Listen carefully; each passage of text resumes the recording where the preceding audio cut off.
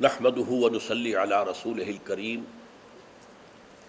اما بعد فقد قال الله تبارك وتعالى كما ورد في سورة الصف اعوذ بالله من الشيطان الرجيم بسم الله الرحمن الرحيم يريدون ليطفئوا نور الله بأفواههم والله متم نوره ولو كره الكافرون وقال تبارک و تعالی کما ورد فی سورۃ التوبہ یریدون ان یطفئوا نور اللہ بافواہہم ویأبی اللہ الا ان یتم نورہ ولو کرہ الکافرون صدق اللہ العظیم رب اشرح لی صدری ویسر لی امری واحلل عقدۃ من لسانی یفقہوا قولی اللہم ربنا الہمنا رشدنا واعذنا من شرور انفسنا اللہم ارنا الحق حقا وارزقنا اتباعہ وارنا الباطل باطلا وارزقنا اجتنابہ آمین یا رب العالمین۔ سورہ صف کی آیت نمبر 8 یریدون لیطفئوا نور اللہ بافواہہم، یہ چاہتے ہیں، کون چاہتے ہیں؟ جن کا ذکر چلا آ رہا ہے پچھلی 2 آیتوں سے، بنی اسرائیل، انہوں نے بلکہ 3 آیتوں سے انہوں نے حضرت موسیٰ کے ساتھ کیا معاملہ کیا، حضرت عیسیٰ کے ساتھ کیا معاملہ کیا، اور اب محمد الرسول اللہ کے ساتھ کیا معاملہ کر رہے ہیں صلی اللہ علیہ وسلم وعلیہم الصلاۃ والسلام۔ یریدون، وہ چاہتے ہیں، لیطفئوا نور اللہ بافواہہم، کہ بجھا دیں اللہ کے نور کو اپنی منہ کی پھونکوں سے، واللہ متم نورہ، اور اللہ تو اپنے نور کا اتمام اور تکمیل کر کے رہے گا، ولو کرہ الکافرون، چاہے یہ کافروں کو کتنا ہی ناگوار ہو۔ اس آیت کی اہمیت کا اس سے اندازہ کیجئے کہ بعین ہی یہی آیت صرف ایک اسلوب کے فرق کے ساتھ سورہ توبہ میں بھی آئی ہے۔ یہاں یریدون لیطفئوا ہے، وہاں ہے یریدون ان یطفئوا، ایک لفظ کا فرق ہے۔ یریدون ان یطفئوا نور اللہ بافواہہم، یہ چاہتے ہیں کہ اپنے منہ کی پھونکوں سے اللہ کے نور کو بجھا دیں۔ وَیَأْبَى اللَّهُ إِلَّا أَن يُتِمَّ نُورَهُ، وہاں تھا مثبت انداز میں وَاللَّهُ مُتِمُّ نُورِهِ، اللہ اپنے نور کا اتمام فرما کر رہے گا۔ یہاں منفی انداز میں ہے، اللہ کو ہرگز منظور نہیں مگر یہ کہ اپنے نور کا اتمام فرمائے، بات تو ایک ہی ہے۔ وَلَوْ كَرِهَ الْكَافِرُونَ، پھر وہی الفاظ ہیں، چاہے یہ کافروں کو کتنا ہی ناگوار ہو۔ اس میں در حقیقت وہ بغض، وہ عناد، وہ دشمنی، وہ عداوت، وہ مخالفت جو یہودیوں کے رگ و پے میں ریشے ریشے میں سرایت کیے ہوئے ہیں، نبی اکرم صلی اللہ علیہ وسلم کی دشمنی، عناد، عداوت، اور امت مسلمہ کی دشمنی، عناد اور بغاوت، اس معنی میں نے بہت سی تقاریر اس زمانے میں کی ہیں کہ جو انویزیبل ورلڈ ہے، غیر مرئی دنیا، اس میں جو رول ابلیس اور اس کی ذریت معنوی کا ہے، ابلیس نے ادھار کھایا تھا اسی پر کہ میں آدم کی اولاد کو گمراہ کر کے رہوں، اور یہ قرآن مجید میں 7 جگہ پر آیا مضمون، قصہ آدم و ابلیس۔ اسی طریقے سے یہود، وہاں بھی وجہ کیا تھی؟ اس کی انانیت کو دھکا لگا تھا، اس سے پہلے اس کا بہت اونچا مقام تھا، اپنی عبادت اور علم کی بنیاد پر وہ فرشتوں میں شامل تھا، حالانکہ جن تھا، اور فرشتوں کا بھی کہتے ہیں معلم الملکوت، فرشتوں کا بھی معلم تھا، استاد تھا، لیکن خلافت عرضی اللہ تعالیٰ نے آدم کو عطا کر دی۔ وہ ٹھیس لگی اس کے، وہ جو آبگینہ تھا اپنی عزت نفس کا، اپنی انانیت کا، چنانچہ یہی بات اس نے کہی کہ انا خیر منہ، میں اسے سجدہ کیسے کروں، میں تو اس سے بہتر ہوں۔ خلقتنی من نار وخلقتہ من طین، اے اللہ تو نے اس کو تو بنایا ہے مٹی سے، کیچڑ سے، سنے ہوئے کیچڑ سے، اور مجھے بنایا آگ سے، کیسی لطیف شے ہوتی ہے، تو میں بہتر ہوں، انا خیر منہ، میں اس کے سامنے سجدہ نہیں کر سکتا، بس راندہ درگاہ ہو گیا۔ یہی مسئلہ یہود کا ہوا 2000 سال سے ایک پوزیشن ایک قوم کو ملی ہوئی تھی، اللہ کی نمائندہ قوم، اللہ کی شریعت کی حامل، توحید کی علم بردار، اس میں کوئی شک نہیں۔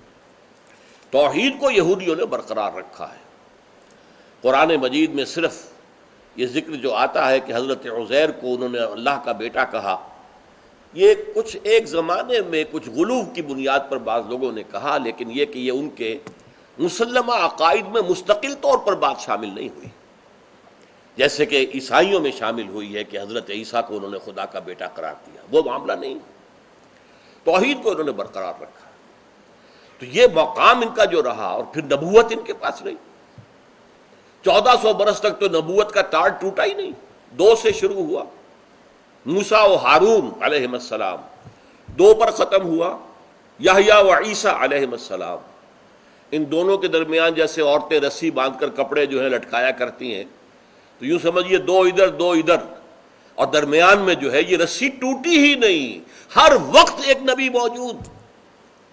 بخاری کی روایت میں حضور کے الفاظ ہے، کلما ہلک نبی خلفہ نبی، جیسے ہی کسی نبی کا انتقال ہوتا تھا دوسرا نبی اس کی جگہ لے لیتا تھا۔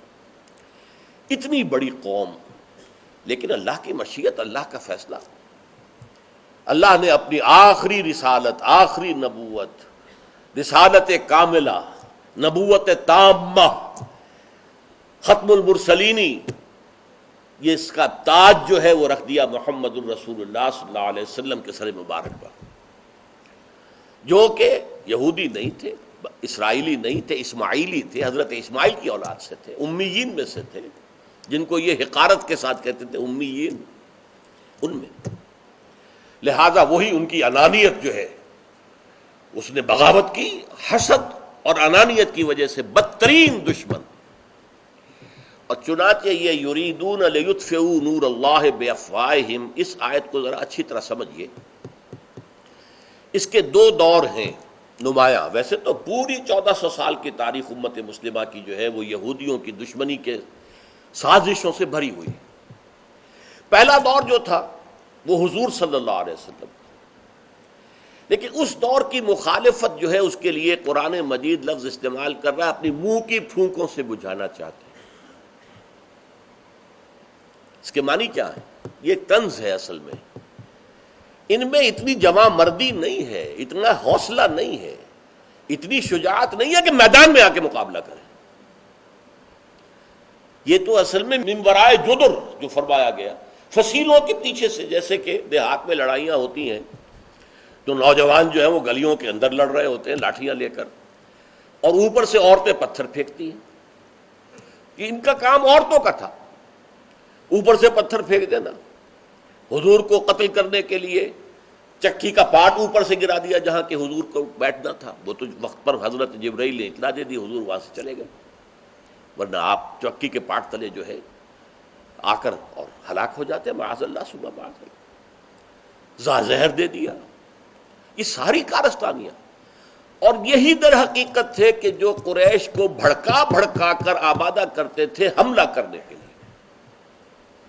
قرآن مجید میں فرمایا گیا کلما اوقدوا نارا للحرب اطفاہ اللہ، جب بھی یہ کوئی سازش کرتے ہیں اور آگ بھڑکاتے ہیں جنگ کے لیے پھونکے مار مار کے، تو اکثر و بیشتر تو اللہ اس آگ کو بجھا دیتا ہے، اس کو آگ کو بڑھنے نہیں دیتا، لیکن پھر بھی اس کے باوجود آگ بڑھتی ہے، اور کسی وقت جو ہے وہ جنگیں ہوئی ہیں۔ انہی میں سے وہ ابو عامر راہب تھا جو بدترین دشمن حضور کا بنا۔ دیکھیے عجیب شخصیتیں ہیں یہ 2 بالمقابل۔ قریش میں سے ورقہ ابن نوفل تھے، مکے کے آدمی، حضرت خدیجہ کے غالباً چچا زاد بھائی۔ ان کے اندر بھی دین حق کی طلب پیدا ہوئی دل میں، اور وہ گئے شام، عیسائیت کا مذہب اختیار کیا، تورات پڑھی، اور اتنی مہارت حاصل کی، کانا یکتب التورات فی العبرانیہ، وہ تورات لکھا کرتے تھے عبرانی زبان میں، جبکہ مکے میں عربی لکھنے والے چند تھے، وہ عبرانی کے عالم تھے اور عبرانی میں لکھتے تھے۔ لیکن ان کا طرز عمل کیا تھا؟ جب حضور پر وحی آئی ہے تو فوراً تصدیق کی۔ جب حضرت خدیجہ لے کر گئی ہیں کہ ابن عم ذرا ان کے بارے میں سنیے یہ کیا تجربہ انہیں ہوا ہے، یہ کہتے ہیں کہ فرشتہ آیا ہے، غار میں تھے، ساری داستان سن کے کہا یہ وہی ناموس ہے، وہی فرشتہ ہے۔ جو اس سے پہلے موسیٰ اور عیسیٰ پر آ چکا ہے، اور کاش کہ میں اس وقت تک زندہ رہوں جب تمہیں یہ قوم یہاں سے نکال باہر کرے گی۔ اور حضور بڑے حیران ہوئے، اوا مخرجیہم، کیا یہ مجھے یہاں سے نکال دیں گے؟ کہا انہوں نے ہاں، جو کوئی بھی یہ پیغام لے کر آیا ہے اس کی قوم اس کی دشمن ہوئی ہے، کاش کہ میں زندہ رہوں۔ وہ زندہ نہیں رہے، کچھ دنوں کے بعد انتقال ہو گیا۔ اسی لیے انہیں صحابہ میں شمار نہیں کرتے، نوٹ کر لیجئے، حالانکہ تصدیق انہوں نے کر دی حضور کی نبوت کی۔ صحابہ میں کیوں نہیں شمار کرتے؟ کہ ابھی حضور کی رسالت کا دور شروع نہیں ہوا تھا، آپ کو تبلیغ کا حکم نہیں ہوا تھا۔ تبلیغ کے حکم کے بعد تصدیق جس نے کی ہے وہ صحابی کہلاتا ہے۔ وہ تو آیت جب نازل ہوئی سورہ مدثر کی، یا ایھا المدثر قم فانذر وربک فکبر، یہاں سے اصل میں شروع ہوئی ہے حضور کی رسالت۔ اس کے برعکس کردار تھا ابو عامر خزرجی تھا، یہ اس کے اندر بھی جذبہ پیدا ہوا نیکی کا، یہ بھی گیا شام گیا، عیسائی ہوا، راہب بن گیا، بہت تعلیم حاصل کی، لیکن یہ بدترین دشمن بن گیا محمد الرسول اللہ صلی اللہ علیہ وسلم۔ اور یہ غزوہ احد کے اندر آپ نے پڑھا ہوگا کہ جب فوجیں آمنے سامنے تھیں، ادھر 700 رہ گئے تھے، ادھر جو ہے 3000 تھے، تو یہ باہر نکلا تھا، اے یثرب والو مجھے پہچانتے ہو، میں ابو عامر ہوں، اور دیکھو میں گواہی دے رہا ہوں محمد جھوٹے ہیں، معاذ اللہ ثم معاذ اللہ، ان کا ساتھ چھوڑ دو۔ صحابہ نے کہا لعنت ہو تجھ پر، دفع ہو یہاں سے۔ اس کے بعد بھی مسجد زرار بنائی گئی تھی منافقین کی جانب سے اسی کو پناہ فراہم کرنے کے لیے کہ گاہ بگاہ یہ آئے، وزٹ کرے یہاں نفاق کے فتنے کو ہوا دینے کے لیے، تو اس کے لیے کوئی جگہ تو ہونا جہاں یہ لوگوں سے مل سکے۔ یہ اصل میں سازش کا اڈا مسجد زرار مسجد کے نام سے بنایا جا رہا ہے، جس کو کہ حضور نے غزوہ تبوک سے واپسی پر جلا دیا۔ یہ دور جو تھا یہودیوں کی طرف سے جو حضور کی مخالفت ہوئی، اس کے لیے الفاظ بڑے پیارے ہیں، بے افواہہم، اپنی منہ کی پھونکوں سے، میدان میں آنے والے نہیں ہیں، یہ مقابلہ کرنے والے نہیں ہیں، یہ ان کے اندر شجاعت نہیں ہے، ان میں مردمی نہیں ہے، مردانگی نہیں ہے۔ اسی کو مولانا ظفر علی خان نے کہا ہے نا کہ نور خدا ہے کفر کی حرکت پہ خندہ زن، پھونکوں سے یہ چراغ بجھایا نہ جائے گا۔ لیکن اس کنٹراسٹ کے ساتھ آج میں آپ سے ایک بات کہہ رہا ہوں، نہیں یہ بھی میں نے پہلے کبھی نہیں کہی ہے۔ اب جو یہ دوسرا دور شروع ہوا ہے، اسلام کی نشأت ثانیہ، غلبہ اسلام کا دور ثانی اب ہونا ہے۔ قیامت سے پہلے پہلے جیسے جزیرہ نما عرب میں حضور کے دست مبارک سے اسلام کا غلبہ ہوا، اسلامی ریاست قائم ہوئی، اور پھر وہ پھیلا۔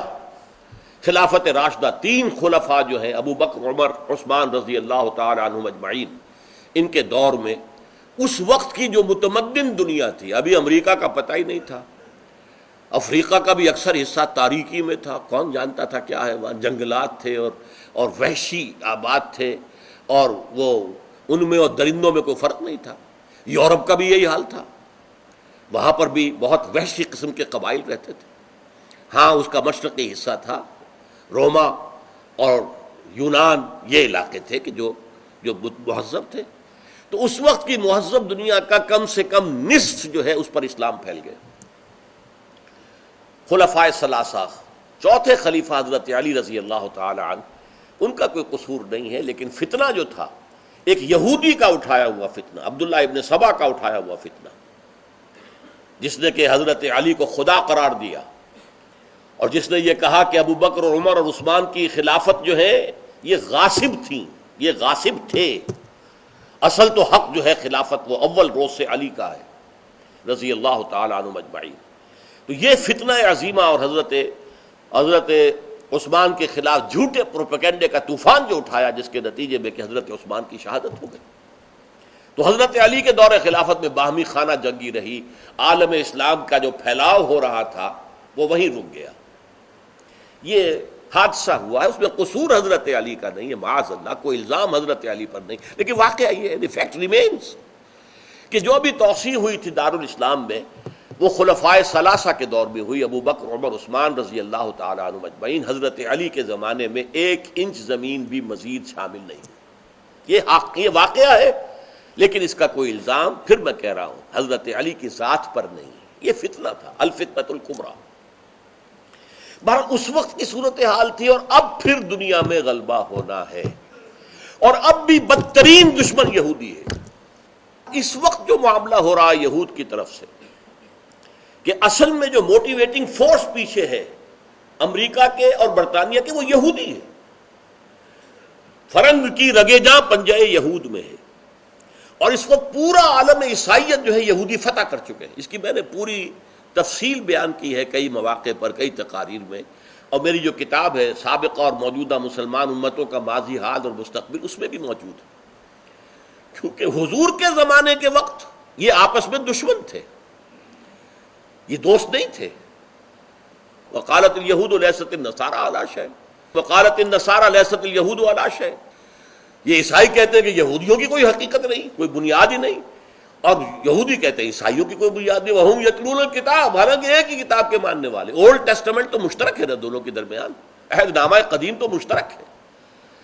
وہ آپس میں دشمن تھے، لیکن اس میں کمال کیا ہے یہودیوں نے، اس کی سازشی فطرت اور سازشی صلاحیت کو داد دینی پڑتی ہے کہ سن 1500 کے بعد سے لے کر اور 1900 کے شروع میں 400-500 برس کے اندر انہوں نے رفتہ رفتہ رفتہ رفتہ رفتہ رفتہ عالم عیسائیت کو فتح کر لیا، اور اب عیسائیت ان کے تابع ہے، پوری عیسائیت۔ ان کے اصل اعلی کار تو ویسٹ ہیں، وائٹ اینگلو سیکسن پروٹیسٹنٹس، لیکن یہ کہ در حقیقت اس وقت پوری عالم عیسائیت جو ہے وہ ان کے نیچے ہے، اور اصل میں آگ بھڑکانے والے نیچے وہی یہودی ہیں۔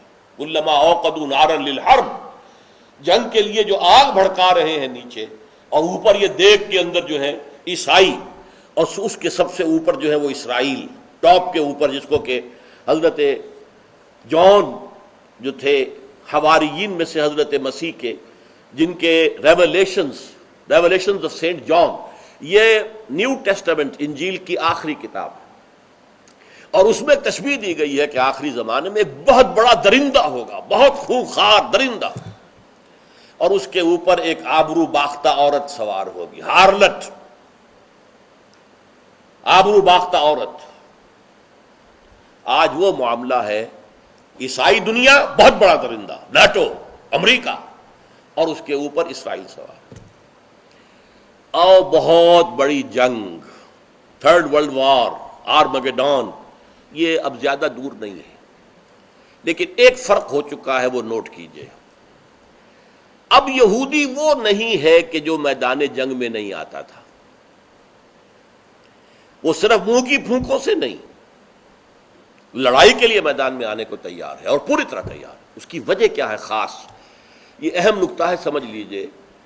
اصل میں زائنسٹ جو ہیں وہ نسلاً یہودی نہیں ہے۔ حال ہی میں ایک کتاب چھپی ہے، دی 13th ٹرائب، امریکہ میں 12 قبیلے تو یہودیوں کے تھے، جن میں سے کچھ گم ہو گئے، last tribes of the house of Israel, لیکن وہ 12 جو تھے، اب ایک 13واں قبیلہ بھی شامل ہوا، اور وہ کب ہوا ہے؟ وہ کوئی 8ویں صدی عیسوی میں۔ یہ جو بحیرہ کیسپیئن کے ساتھ ساتھ جو روس کا علاقہ ہے، اسی میں چچنیا بھی ہے جہاں مسلمانوں کی اکثریت ہے، اس زمانے میں یہاں پر ایک بہت بڑی سلطنت تھی، خازر سلطنت، خزاریہ۔ یہ لوگ یاجوج ماجوج کی قوم میں سے تھے، اس لیے کہ یہیں سے وہ یاجوج ماجوج آتے تھے حضرت ذوالقرنین کے زمانے میں، اور وہیں پر بند بنایا گیا تھا، دربند نام سے ابھی تک وہاں ایک شہر موجود ہے کیسپیئن کے مغربی ساحل پر، وہیں پر وہ بند بنایا گیا تھا، حضرت ذوالقرنین نے جو بنایا تھا، سد ذوالقرنین، جسے لوگ غلطی سے کہتے رہے سد سکندری، ذوالقرنین نے بنایا تھا۔ اور آپ کو معلوم ہے کہ یہ قوم اتنی خونخوار اور زبردست تھی کہ اسلام کا ادھر جو ہے آگے ایڈوانس نہیں ہو سکا۔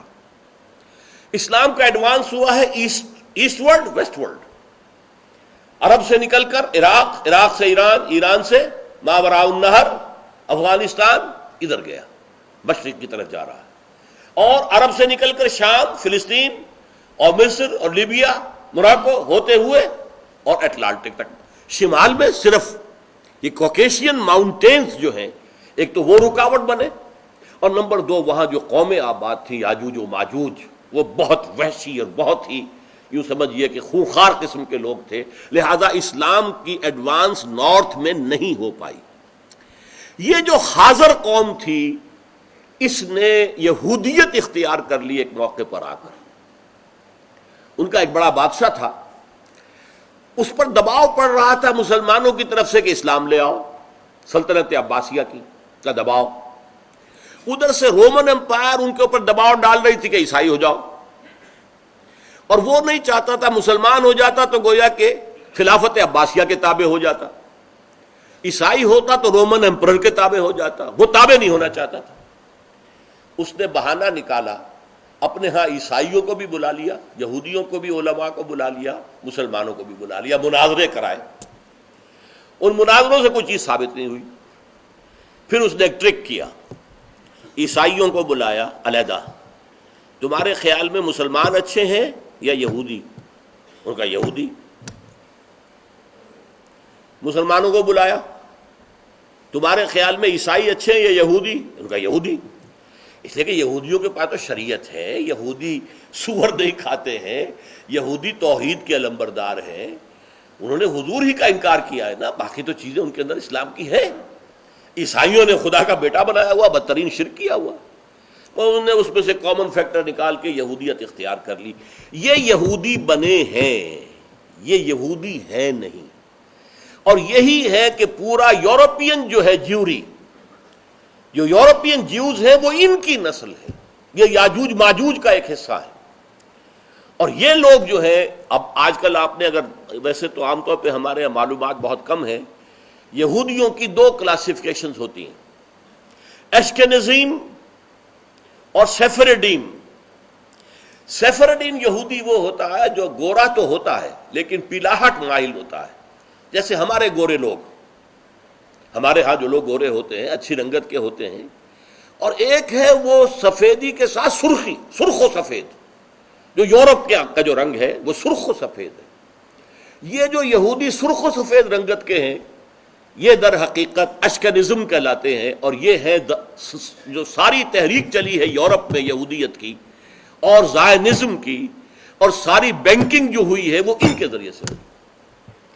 اور آج بھی سیفرڈین جو ہیں، یا تو ایشیائی ممالک کے یہودی اور یا شمالی افریقہ کے یہودی، جو مائل میں پیلاہٹ رنگت کے لوگ ہیں، گورے ہیں لیکن مائل میں پیلاہٹ، وہ جو ہے وہ وہاں پر ابھی دبے ہوئے ہیں۔ ان میں زیادہ جو ہے وہ پکے یہودی ہیں، عملی یہودی ہیں، شریعت پر عمل کرنے والے ہیں، اور یہ وہ لوگ ہیں جو زائنزم کے خلاف تھے۔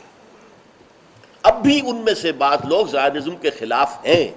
یہودی ایک ربائی آ کر جو ہے وہ یروشلم کی فتح کا جب ایک جشن منایا جا رہا تھا باسٹن میں، تو اس نے آ کر یہ کہا ہے کہ اسرائیلی ریاست گناہ کی بنیاد پر قائم ہوئی ہے، اس لیے کہ یہ زائنزم کی ہے، یہ در حقیقت یہودیت کی نہیں ہے۔ یہ لوگ جو ہیں یہ جنگجو ہیں، یہ اس طرح کے یہودی نہیں ہیں جس طرح کے یہودی بنی اسرائیل ہوتے تھے، جن کے بارے میں فرمایا یریدون لیطفئوا نور اللہ بافواہہم، صرف سازشوں اور اپنی منہ کی پھونکوں سے بجھانے والے نہیں ہیں، بلکہ ان کے ساتھ مسلمانوں کا بہت زبردست ٹکراؤ ہونا ہے۔ انہی میں ایک اٹھے گا جو کہے گا میں مسیحا ہوں، مسایہ، جس کا وہ انتظار کر رہے ہیں، جن کی خوشخبریاں دی تھیں انبیاء بنی اسرائیل نے کہ ایک مسیح آئیں گے جو تمہارے نجات دہندہ ہوں گے۔